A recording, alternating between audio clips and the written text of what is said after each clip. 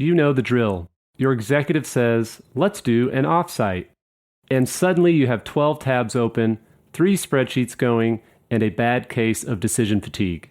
This is where Troop shines, helping you plan without the chaos. Whether it's an offsite, a team retreat, or a last-minute meeting, Troop lets you compare locations, budgets, and travel options to make confident decisions. Troop keeps you organized every step of the way. So no more chasing info or juggling last-minute changes across 5 different platforms. If you are ready to take control of your meetings, head to leaderassistant.com/troop. That's leaderassistant.com/troop.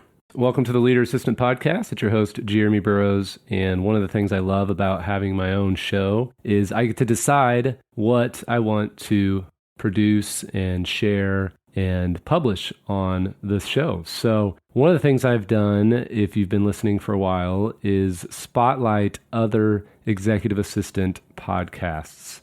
The Whole Assistant podcast by my friend Annie Kroner, the Ask an Assistant podcast by Jess Lindgren are a couple of them that I've spotlighted several times on this show, the Leader Assistant Podcast.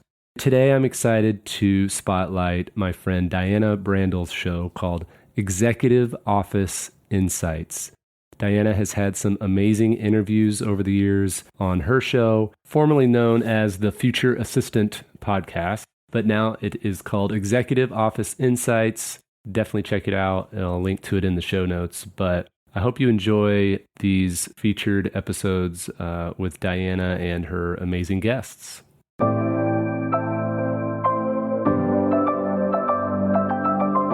The Leader Assistant Podcast exists to encourage and challenge assistants to become confident, game-changing leader assistants.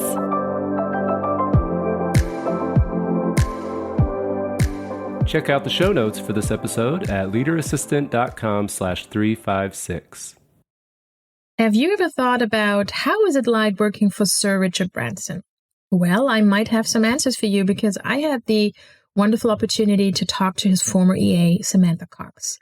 Sam is based in Sydney, Australia. I do miss her because it's been years since I saw her last. We were working in Berlin together for a client, but I always keep in touch with her. We always get together virtually, and yeah, she's here on the podcast today. And I can't wait for you to introduce her because she's not only the former right hand of Sir Richard Branson, she has a huge background in hospitality and VIP guest services. And there's always something new around Sam, and she's going to share some of her plans for 2024 with us. So let's get started. Welcome, everybody, to the podcast, The Future Assistant, a podcast full of inspiration, encouragement, and empowerment for administrative professionals. Tune in, level up, and get motivated by the stories you are about to hear.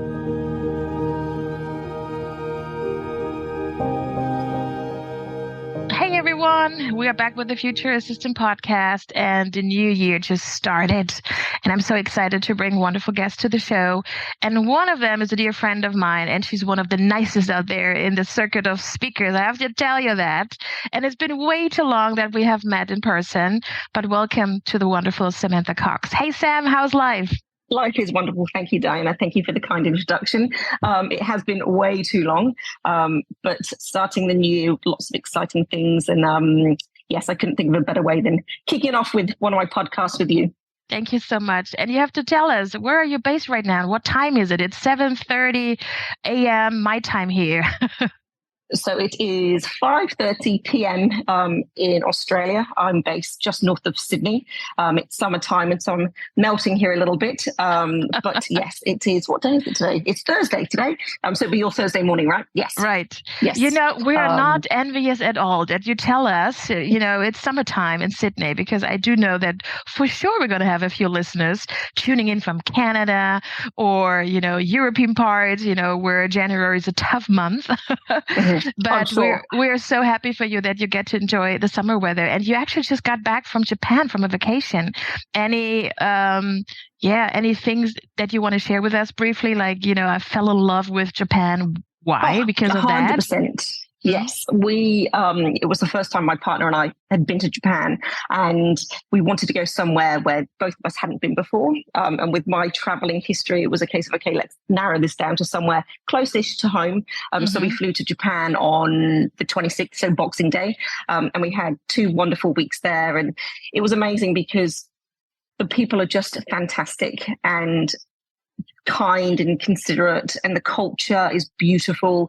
We were very fortunate. We traveled all over Japan. We headed down to Hiroshima and then worked our way back up, and left with the last couple of days in Tokyo. But just lovely people, an amazing experience. It was cold, it was Christmassy, it was beautiful blue skies, but it was absolutely wonderful to be there, and we had a really, really great experience. So if anybody's listening and thinking about going to Japan, definitely put it on your list. It's so funny, since I was working for Sony for so many years, and of course the headquarters is in Tokyo, I never made it to Tokyo. I was begging my boss to come, but I only made it to London, to the European headquarters a couple of times. But my brother is a big Japan fan, and I keep hearing from people who go there the first time, they come back and they say, I love it. So speaking of Christmas, so do they decorate? Is it something you compare to the UK or Australia? Oh, absolutely. So it was quite funny because when we flew into Tokyo and then flew straight down, and it felt very Christmassy. In every major city or town we went to, every tree had their lights on, and all the beautiful temples and castles all had light shows every night. Nice. So yes, it was very special. It was very festive. And like I said, the Japanese people are just beautiful, really, really welcoming and kind. So yes, it definitely ticked all the boxes. Wonderful. And I bet you enjoyed the food as well, right? Absolutely. Yes, I came back and I was like, okay, maybe not to enjoy so much more food in the next couple of weeks. Wonderful. Thank you so much for the shout out for Japan. Definitely on the list. So why don't you tell us a little bit about who you are, Sam? Because, there might be a person on our worldwide listeners who have never heard of your name. So give us a little information. Who's Sam Cox? Of course. So my name is Samantha Cox. I was born in the UK and still called the UK home as such, but I now am based in Australia, and I've been here for many, many years. I'm 44, and I've spent a lot of my career doing lots of different things. But initially, when I was much younger, I had my passion for traveling and meeting different people, and I wasn't necessarily a grade A student as such, but my learning and my way of evolving was very much traveling. So when I could, and when I was old enough, I moved to France at the age of 18, and I lived in France for some time. And then I went to Greece and lived in Greece for some time. And then I was back in the UK for a couple of years, but then pretty much moved to Australia permanently in my early 20s. And then my career's taken me all over the world, including the Caribbean and America. And I've been back in Australia now it'll be 5 years in March. And yeah, I love wonderful. Traveling. I love meeting people. That's very much who I am. Would you say I'm an identical twin? Yeah, I know. We have to talk about your sister. And I know that you and your sister, you also have a passion for Bali, right? If I remember that well. Yes, we do love Bali. And yeah, I just think I personally love the traveling because I get to meet different cultures. And I think that's so important, especially if you work in some of the roles I've worked in previously, to have an understanding of what the world looks like outside of where you live. But now Australia is home, and, I love living here, and, I still love our travels, but definitely Australia is home for the foreseeable future. That's wonderful. So would you say that, my parents always gave us wings. My brother has been living in Mexico over 10 years now. I've been all over the world, now digital nomad. So would you say that this is something you received from your parents? Like, they gave us wings to see the world? Oh, absolutely. Mummy Linda is arriving tomorrow morning from the UK. And I know that we definitely have an element of our travel obsession from Mum, not so much Dad, but I think that, back in the day when Mum had us children, it was very much, it was expensive, and she had 3 children. But ever since we were little, we've always had the privilege of being able to travel, whether it be camping in the south of France or going further afield. But I think that definitely has helped me in my career because I've been exposed to different cultures and people and situations. And I think that, it's a special gift that my parents have definitely passed on to me. Oh, that's wonderful. And by the way, a big hug to Mommy Linda. I met her in Berlin a couple of years ago. She was with us when we had a speaking engagement together, you and I. So it's wonderful to see that she gets to visit, her kids all over the place. So please say hi to her. Of course I will. So tell us a little bit how you became an assistant, actually, and a little bit more about your professional background. So maybe some steps in your career that you want to specifically like to mention. The Leader Assistant Academy is an AI-powered, on-demand professional development resource. It's for growth-minded executive assistants and administrative professionals just like you. When you enroll in the Academy, you get access to the Leader Assistant course plus streaming access to the audiobook. The course includes video lessons for each chapter of the Leader Assistant book, as well as the entirety of the Leader Assistant workbook study and discussion guide. Additionally, you get access to my exclusive Academy newsletter where I share thoughts on the state of the administrative profession, behind the scenes of my business, and sneak peeks at upcoming projects. Your enrollment also includes a one-on-one 25-minute coaching session with yours truly.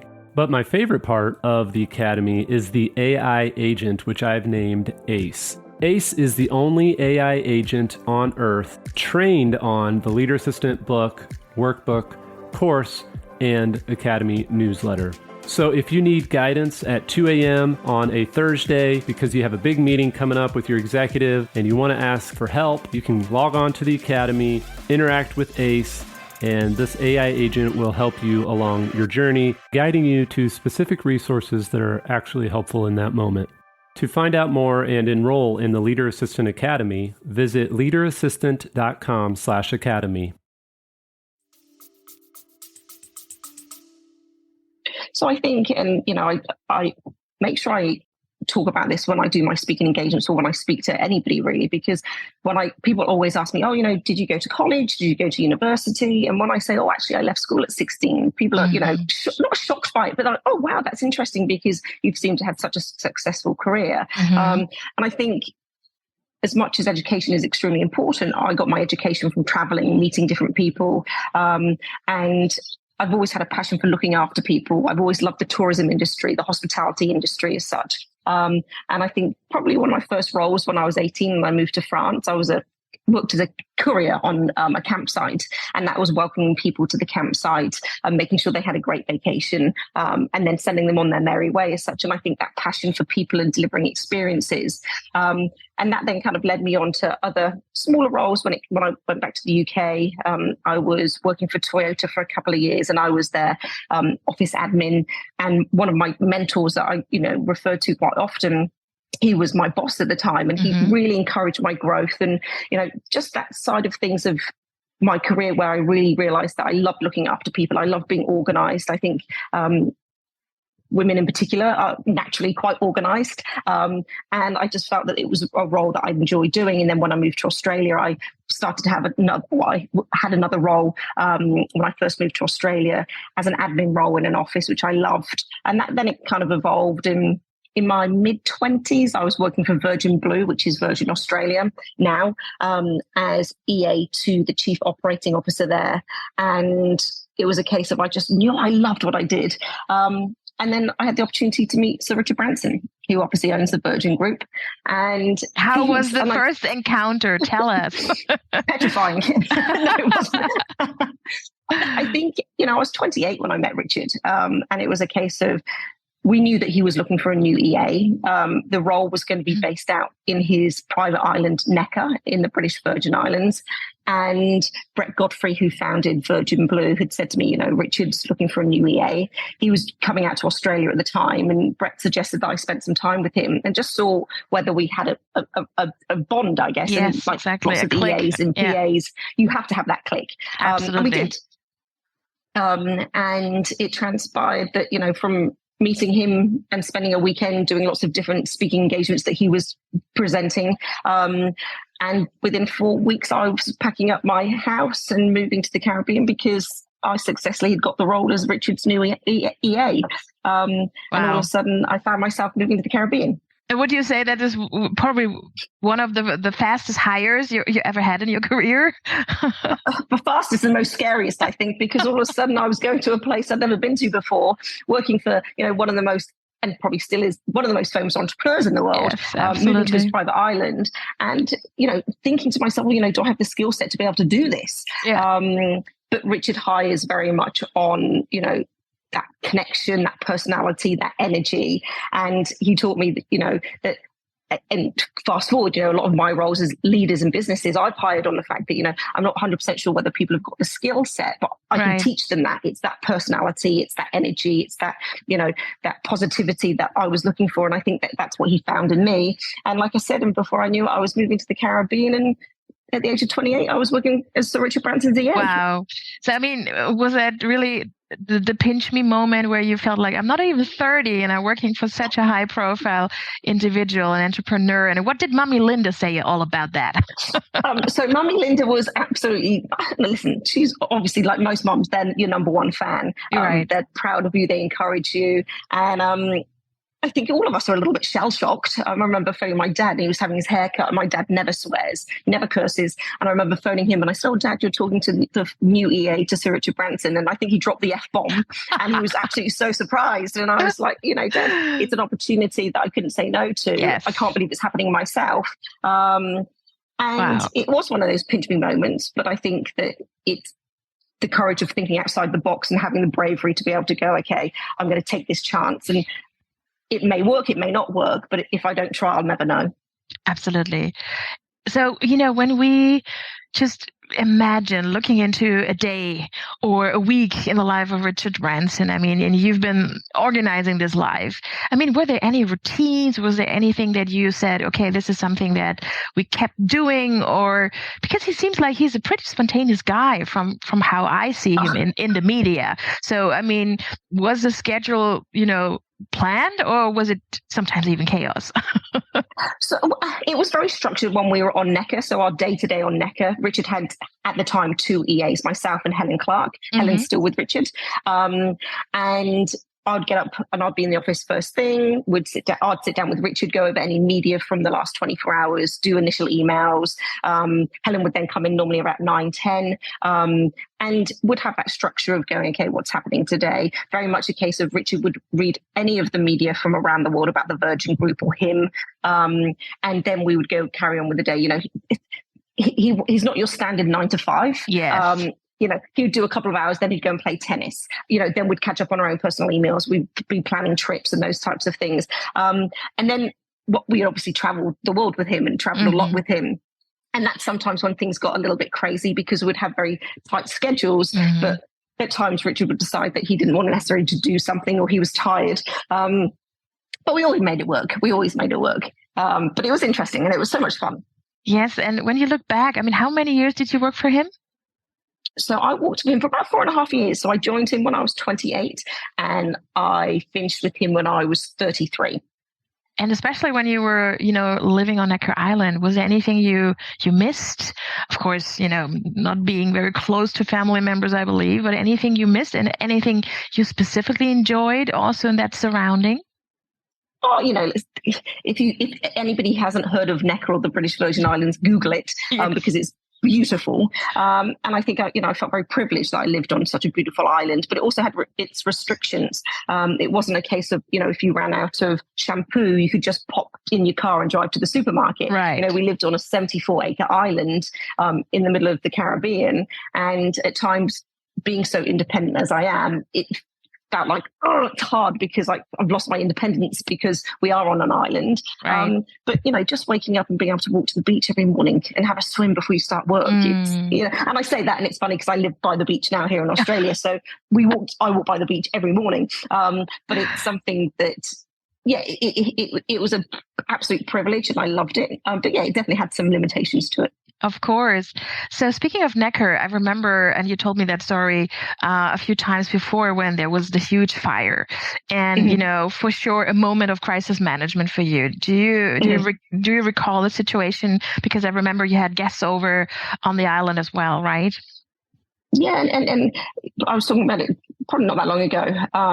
And it was a moment in time. We had an awful tropical storm, which normally passes by, but this time, unfortunately, we got hit by lightning. So we had a flagpole on the main part of the main house on Necker, and I had Holly Branson, Richard's daughter, Sam Branson. I had Kate Winslet, the actress there. I had Eve, who's Richard's mum, who sadly passed away.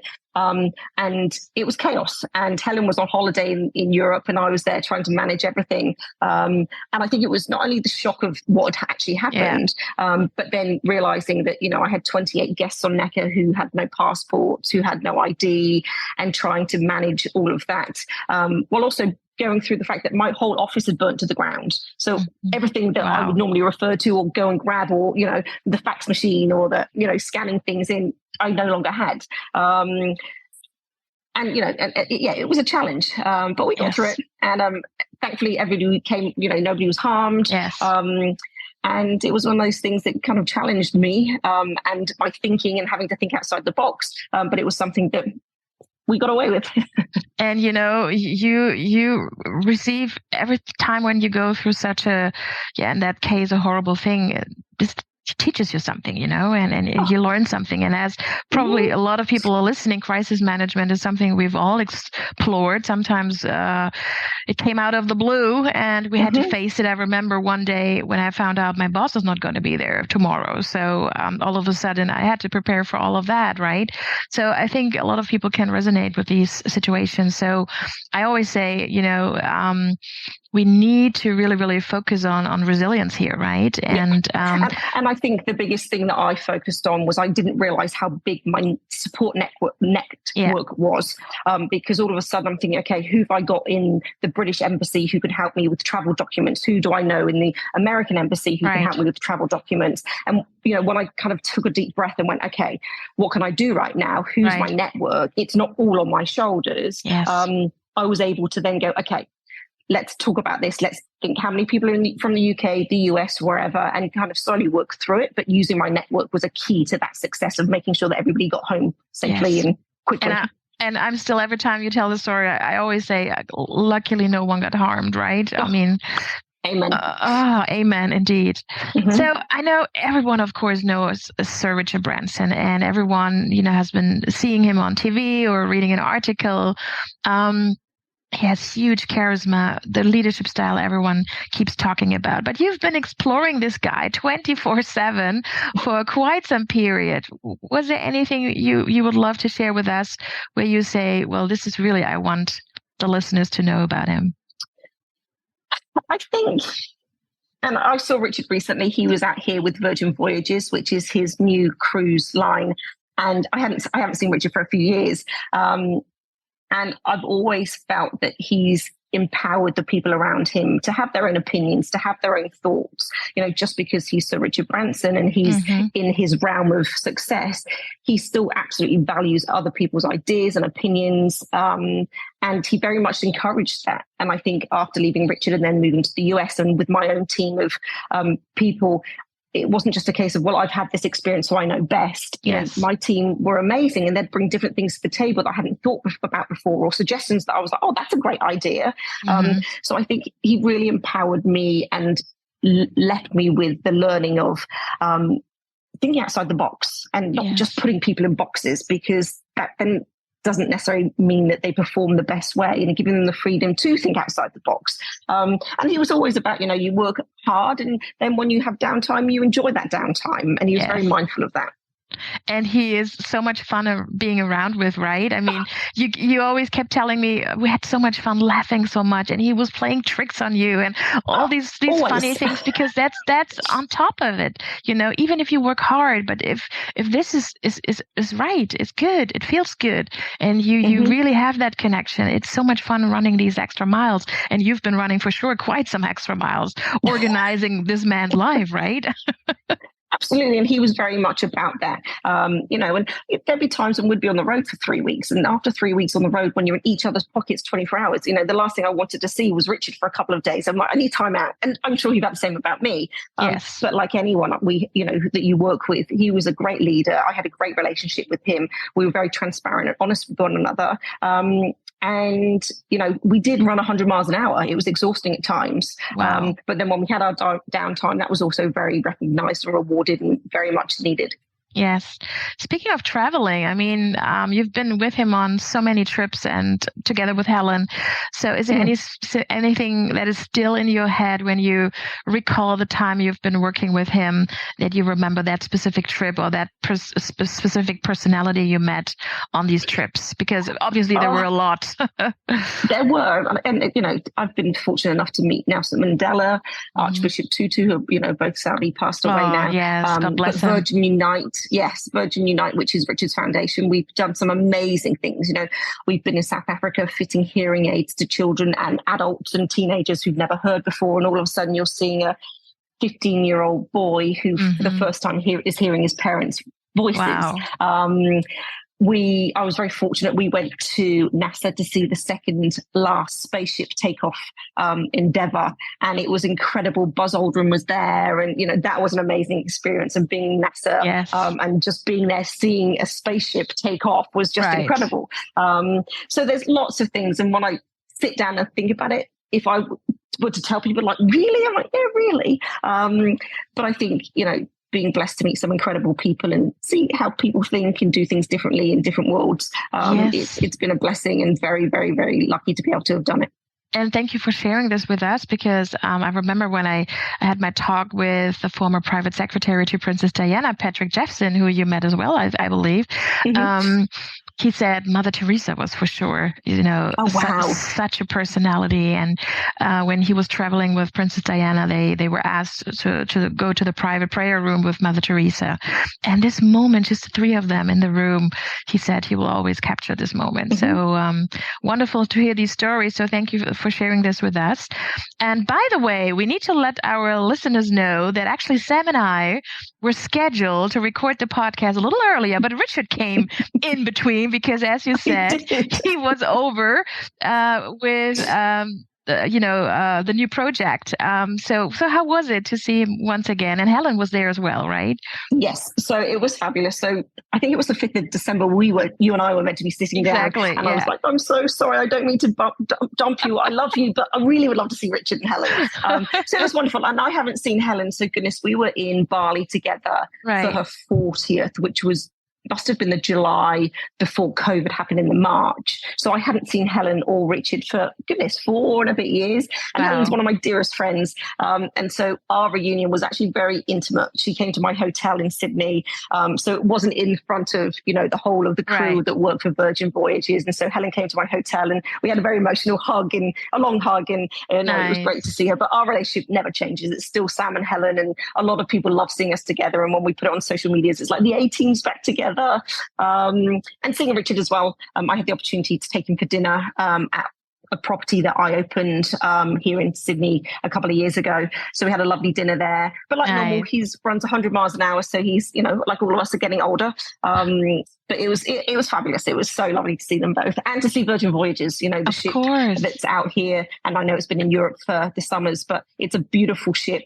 And he's got, a couple of them now. But it was a really great experience to be able to go on board and see what the product and the brand is. And also the hotel side, not the ships. But I recently, hopefully I don't get it wrong, but didn't he also open an hotel in Spain, in Mallorca, on the island? Yes. So Virgin Limited Edition is his boutique hotels as such. So Necker falls underneath it, Mosquito falls underneath it, Ulasaba in South Africa falls underneath it. But the property in Spain he opened, I think it must have been 6 months ago. But yes, I've not been there, but it looks stunning. I know, because Marcus and I will always go to Palma, and we've been there actually in November. And something I read somewhere on the plane about Virgin, and I thought, wow, another baby for Richard. So, as you say, he's, running 100 miles an hour, and, he's just so creative, and I'm sure this, transports also to the team around him, right? Yes, it does indeed. You have to be able to keep up, that's for sure. Yes, that's true.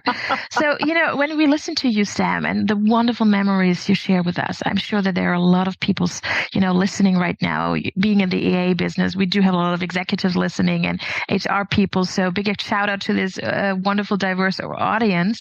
But lots of EAs, of course, who think like, oh, that sounds like a great job. So how do I get to work for these kind of people? Obviously, we heard your story now, but is there any advice you want to give out that, you definitely maybe should not only consider that part, but also that part of like being available 24/7? Any advice you want to give out? Yeah, and I think there's definitely sacrifices you have to make. I'm 44. I don't have children. And I think, I was with Richard from the age of 28 to 33. And, that's a prime age. A lot of my girlfriends, were having children, getting married. Right. And so I did sacrifice a lot, and being on Necker and being with Richard, who traveled so much, there were things I missed. I missed some friends' weddings. I missed other people's, big birthday celebrations.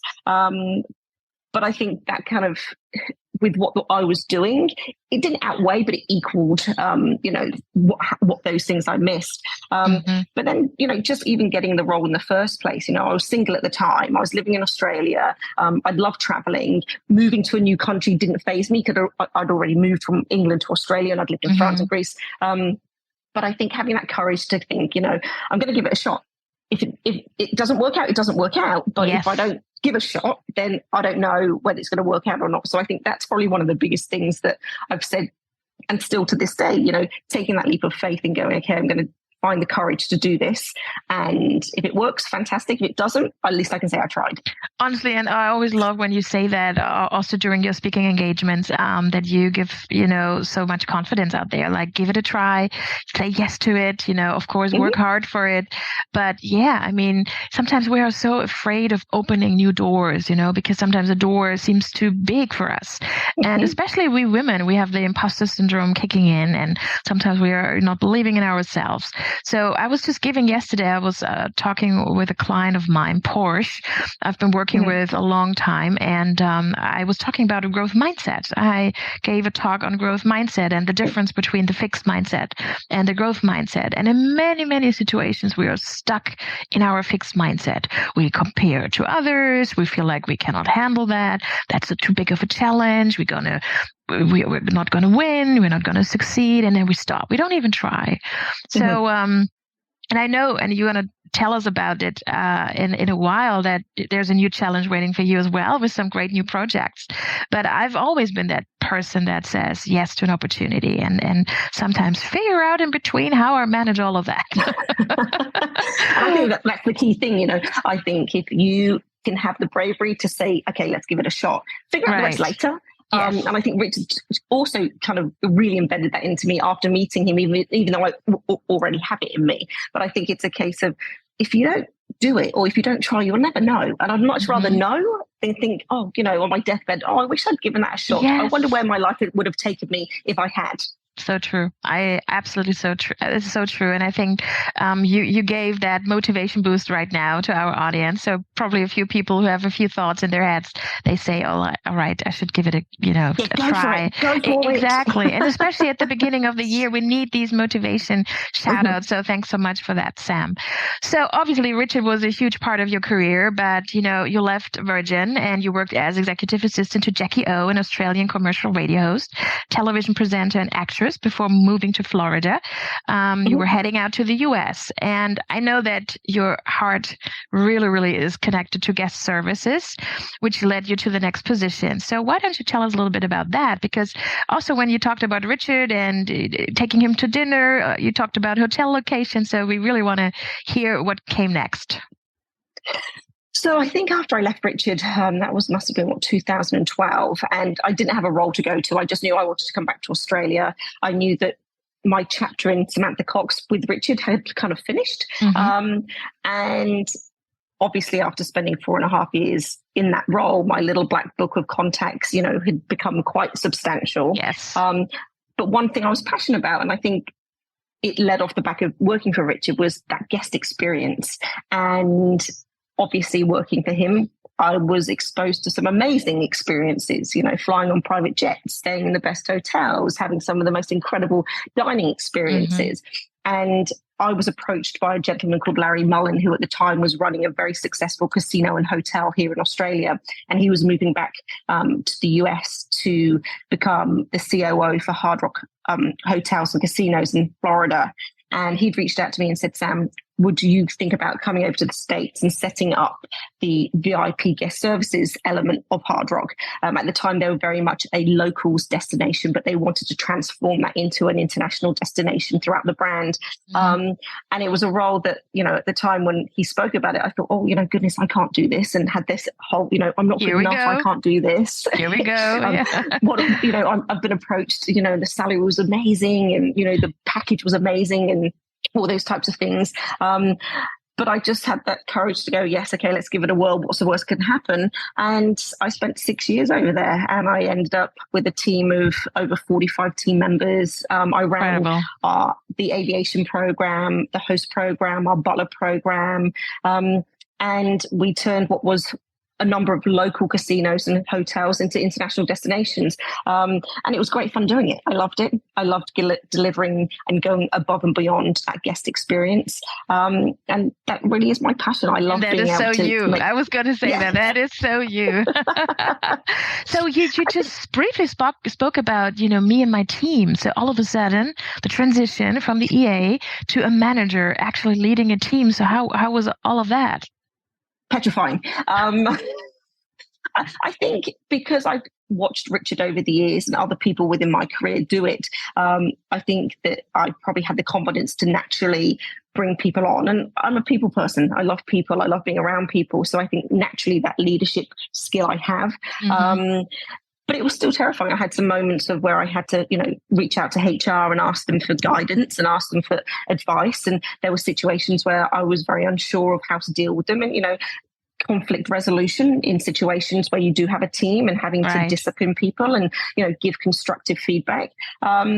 But I enjoyed it. And I think out of the whole team over the 6 years, I think I had 2 people leave because they were studying to be doctors or nurses. But my team were very consistent and, I'm very grateful for them. They made me very successful and hopefully I made them very successful. Wonderful. But definitely learnings along the way. And, I know that there are a few assistants out there who are heading into their first manager role. I remember when I was all of a sudden leading a team of 3, I had no one who really onboarded me. So is there any specific advice you want to give out to the first-time managers out there? I think in the EA role, we manage so much anyway. We're dealing with other CEOs. We're dealing with, people in organizations who are, CEOs, CFOs, COOs. So I think we manage that naturally in those roles. So those skills naturally transfer over.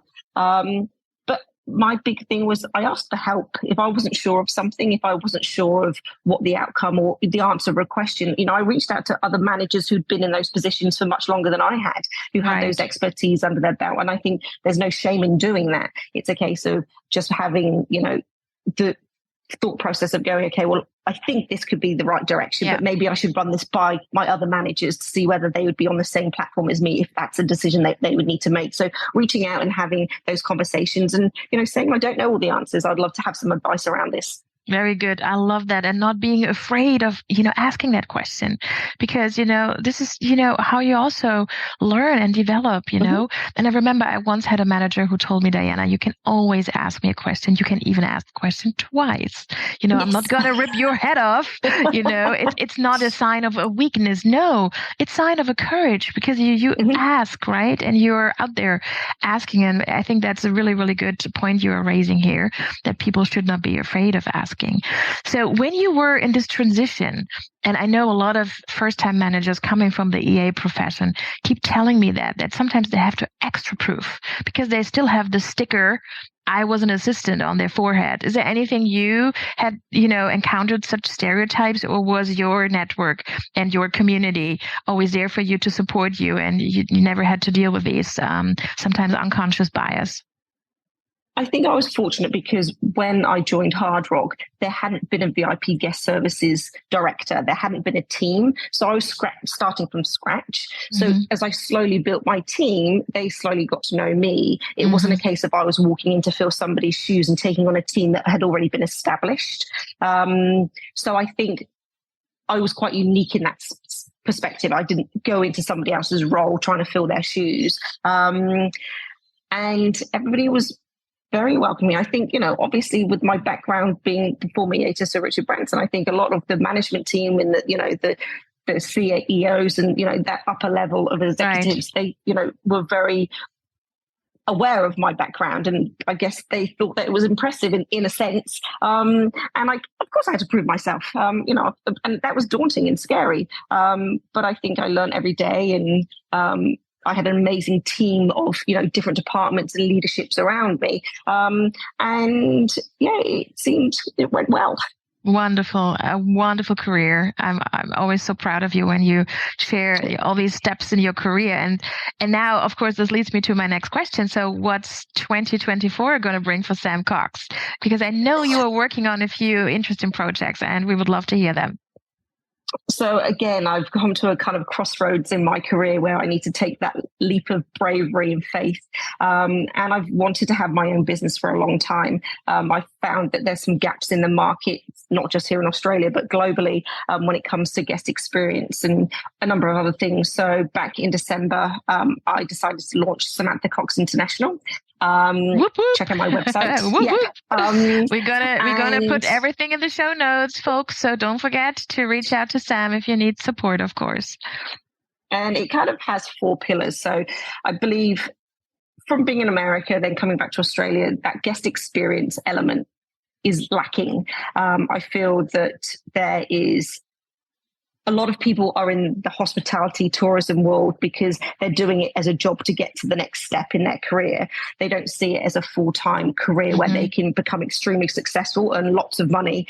And therefore, when you go into hospitality venues or even in on cruises or airlines or, hotels, the guest experience isn't always what it should be. And I really am passionate about what that guest experience should be. And I think a lot of organizations can become so much better with doing a few tweaks here and there, onboarding staff properly, making sure that staff members have the tools to be successful. So Samantha Cox International focuses on consulting for businesses who want to elevate that guest experience and need help with their internal guest experience. So what is your staff experience? How are they onboarded? How are you giving them tools to be successful?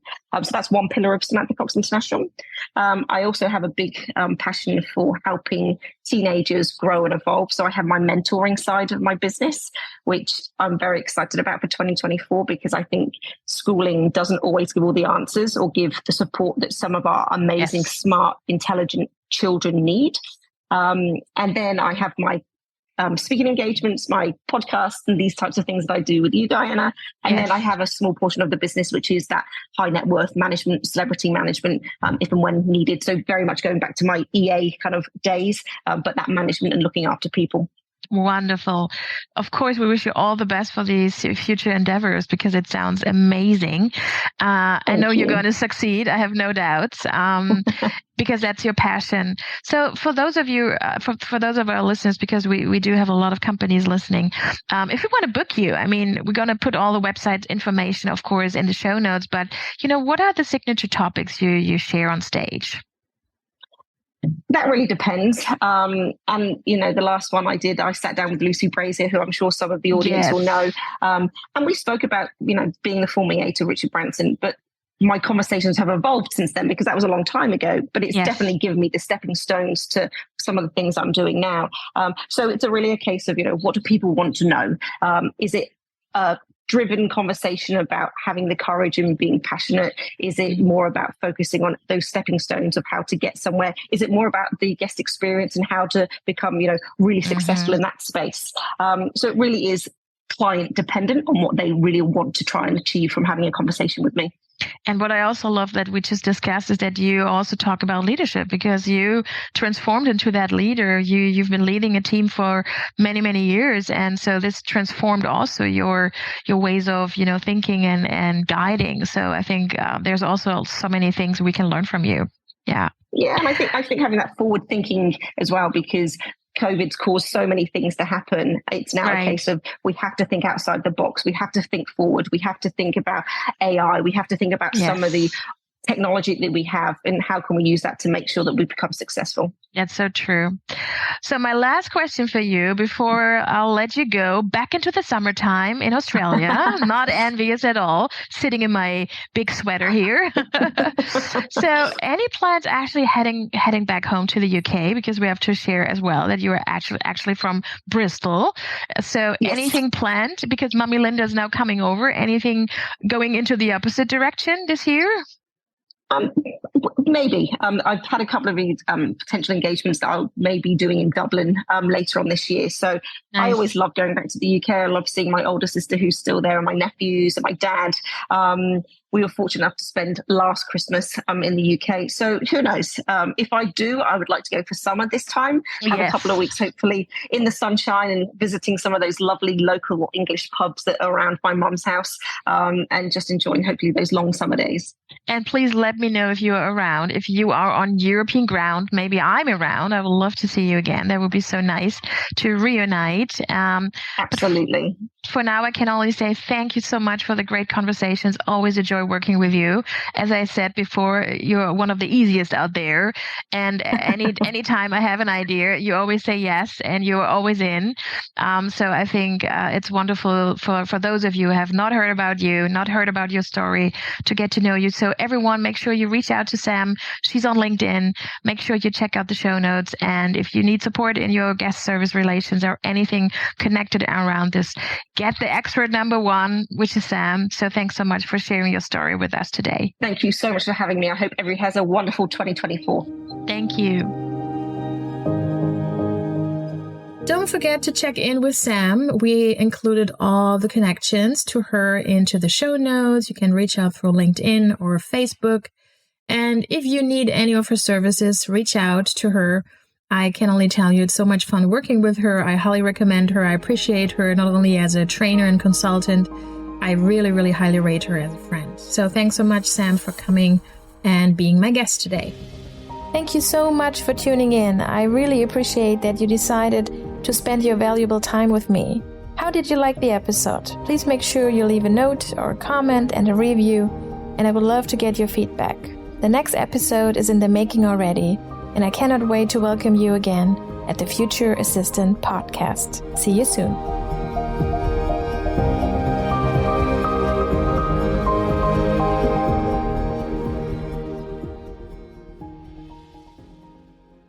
You're listening to the Leader Assistant Podcast.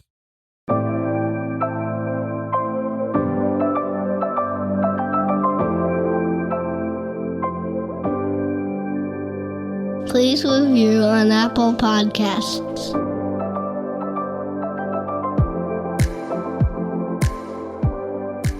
GoBulls.com.